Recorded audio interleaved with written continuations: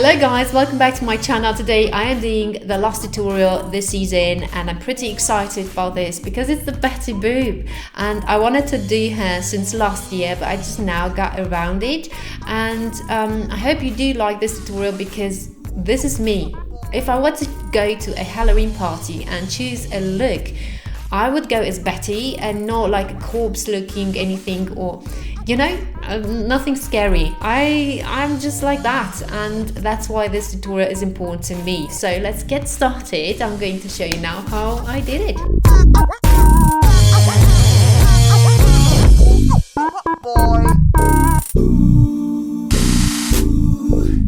First, I'll be gluing down my brows, and I'm using for this the Prit glue stick, which is washable, and I'm perfectly okay with it. It works pretty good. I'm always using it. And the first layer you are applying is very important. You have to go with the stick all over your brows, also against the hair grain. That is also very important, but just with the first layer. With the second, third, and so on layer, you have to go upwards and not against your grain, against the hair grain, I mean. As a tool, you will need a comb. I have a metal one from Rhode Techniques. I've misplaced it. I don't know where it went, so I have to use those mascara ones. They are disposables, but yeah, it worked. You need pressure to apply pressure against the brow hairs and against the skin at the same time. So you kind of need to flatten down your brow hairs so that you have as less texture there as possible. Now I need to cover my brows. I want to make that surface very smooth looking, but also I don't want to see any hairs in that area. So I take the correcting palette from NYX and I take that shade I've showed you, like a bit peachy, I guess, a bit darker than my skin tone at the moment, because it will cover the darkness, the brow hairs very good. I will also take my time with this because you need to apply and reapply to do like layers, just like with the glue. So you apply your first layer of corrector and then you need to blend it out because you will get texture in that area if you don't. The layer should be very thin, and then on top goes the loose powder, and then you redo the same step a few times until you can't see your brows anymore, until you're happy with how it looks. Now I'm applying foundation, which is from Estee Lauder. It's one of my favorites. It's so good, and I need like a flawless surface. That's why I've chosen this foundation, and it's my winter shade, so to say.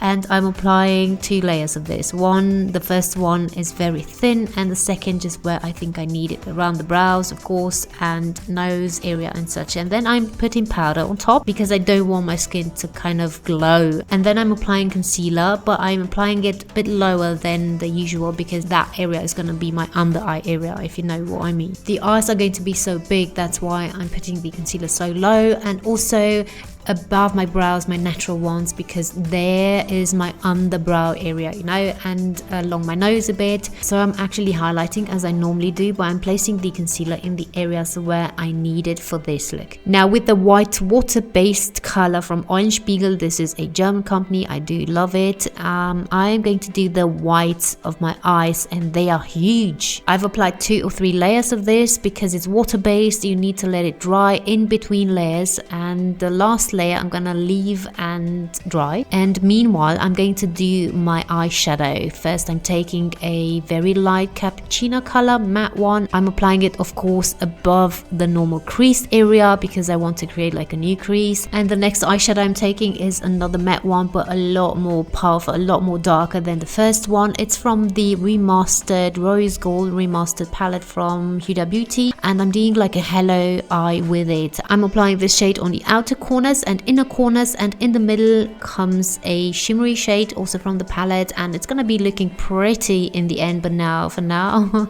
it's a bit strange, but as I've said, it's gonna be looking better if you bear with me. So I'm taking now that shimmery shade I was talking about, I'm placing it in the middle of my lid. I'm going very high with it as well because why not, I have a lot of space, lid space now.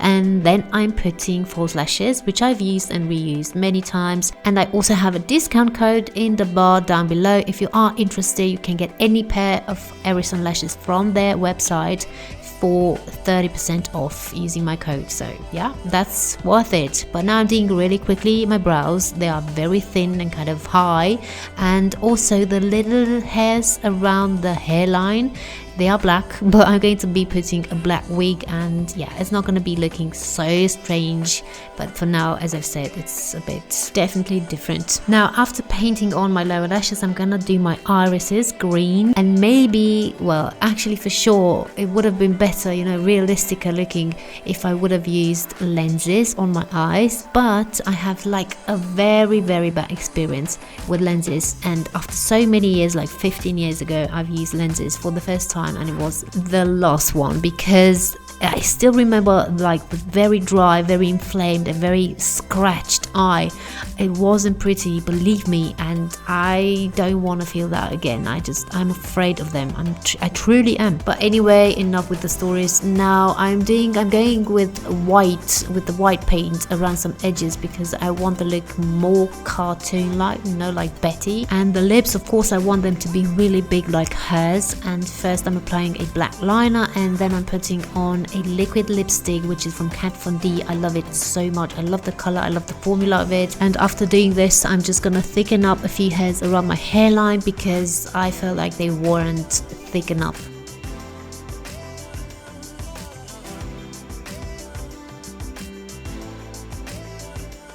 Being finished with that, I'm applying then as a almost last step the blusher, which is from Tarte. It's a beautiful, very intense, cool toned pink, and I'm piling on this product onto my skin like there's no tomorrow. The only curly brunette wig is this one I have, and I'm not gonna buy another one because I think I can make it work. Then I've put on some earrings, and in the end, as a very last step, I did, because mine is more pointy at the tip, not so rounded, and I need to fake that. And yeah, this is my look. I really do hope you like my look. Then give a thumbs up if you did, and follow me on my social, and subscribe here to my channel. That would be amazing. I love you guys. Bye.